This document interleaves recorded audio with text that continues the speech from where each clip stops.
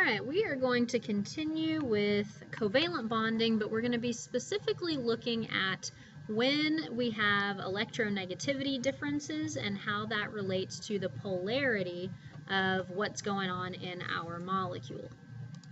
Alright, so let's review electronegativity. So electronegativity is the relative ability of an atom to attract electrons in a chemical bond. And if you'll notice here, there aren't any noble gases because they're usually not going to be in our covalent bond, so they don't have electronegativities.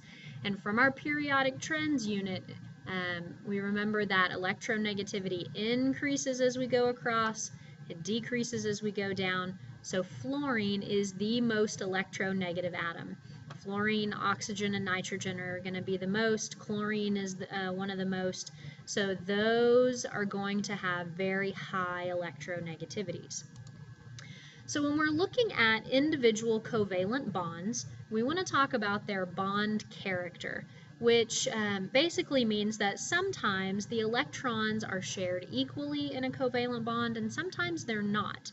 And the bond character depends on how strongly each atom attracts electrons, or what is the electronegativity of the atoms. Okay? So if we start by looking at two identical atoms bonded with each other, like in diatomic fluorine, where fluorine is bonded to fluorine, they have equal electronegativity, so their electrons are shared equally between them. We call that a nonpolar covalent bond. Okay, so when those electrons are shared equally, it is a nonpolar covalent bond. If we look at two atoms with different electronegativities, if we subtract their electronegativities and look at the difference in them, then we can figure out how unequally or equally the electrons are shared. So if our electronegativity difference is between 0.4 and 1.7, then we consider that a polar covalent bond. And you can see here, fluorine is a lot more electronegative than hydrogen, so it's pulling all of the electrons towards it. So there is a greater electron density around the fluorine than there is around the hydrogen. This is a polar covalent bond. So here is our little chart. Okay, so if the difference in electronegativity is small, so the atoms are pulling on the electrons about the same amount, then we have a nonpolar covalent bond. If we get a bigger difference in electronegativity, we end up with a polar covalent bond, where one atom is pulling the electrons closer to it than the other atom. Okay, so here's an example. Chlorine has an electronegativity of 3.16, and we get that from our chart here. Okay, so here's chlorine, electronegativity 3.16, and hydrogen has an electronegativity of 2.20. Or was it carbon? 2.55. Let's go back. Hydrogen. Okay, so when we subtract those two, our difference is 0.96. That means the electrons spend more time around the chlorine than they do around the hydrogen. The chlorine is more electronegative, so this is a polar covalent bond. Okay? Now we can show what the atom that the electrons are closer to by looking at this little symbol right here. This is called a partial positive or partial negative. That symbol is actually a Greek letter. It's the Greek letter delta. It means partial. So because the chlorine is pulling the electrons towards it, it's going to be a little bit more negative than the hydrogen. The hydrogen will be a little bit positive because the electrons are being pulled away from it. Okay? We could also draw an arrow that points us in the direction that the electrons are being pulled. Okay? So if you see an arrow drawn along a bond, that means that the electrons are being pulled in the direction of the arrow. Okay? So in this bond right here, the electrons would be pulled that way.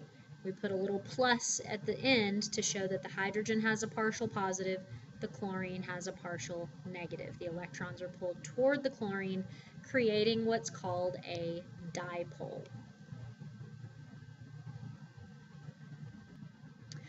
All right, so if we have polar bonds in a molecule, the molecule isn't necessarily polar, okay? The molecular polarity is dependent upon the shape of the molecule.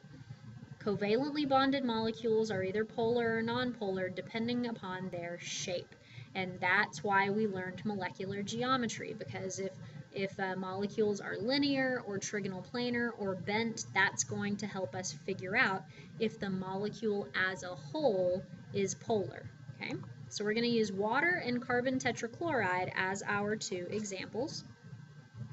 So first we'll look at water. If we draw the dot structure for water, H2O, there are 8 total valence electrons. We put O in the middle, single bond to the H's, lone pairs on the O. Okay, so this is our dot structure. Now if we were to look at our molecular geometry chart, we would figure out that because the oxygen has 2 bonds and 2 lone pairs, it's tetrahedral bent. So we need to redraw it so that we have the correct dot structure that represents that geometry. So really our water molecule should look like this. So we should have a hydrogen and a hydrogen. Okay, so that represents our bent molecule. Okay. Now if we're going to draw carbon tetrachloride, we want to add up our valence electrons. So 4 plus 4 times 7 is 32.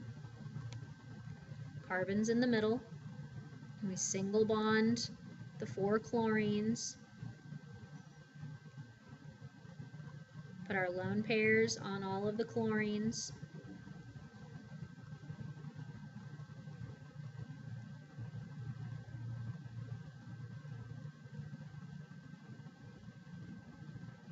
And we count and we've used all 32 electrons. So if we look at this structure, carbon has 4 bonds and no lone pairs, which leaves it to be tetrahedral.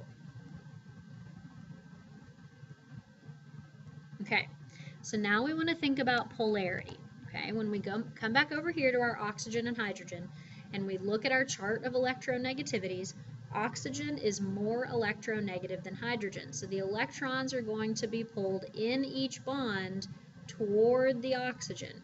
So that means the oxygen side of the molecule will have a slightly negative charge, and the hydrogens will have a slightly positive charge. Okay? So what that leads to is a molecule that is polar. It has a negative pole and a positive pole. We could draw a line down the middle separating the negative side of the molecule from the positive side of the molecule. That is what a polar molecule looks like. It has a negative side and a positive side. Over here, chlorine is more electronegative, but all the chlorines would be pulling the electrons away from the carbon to the outside of the atom. So all of that charge is evenly distributed around the atom. There's not a positive side or a negative side, so we get a nonpolar molecule. So anytime you have this uneven distribution of charge where one side's negative and one side's positive, the molecule is polar. If all of the electrons are evenly distributed around that central atom, then our molecule is nonpolar. Okay? All right, we will be continuing our discussion of polarity in class. Make sure you bring your notes and your periodic table.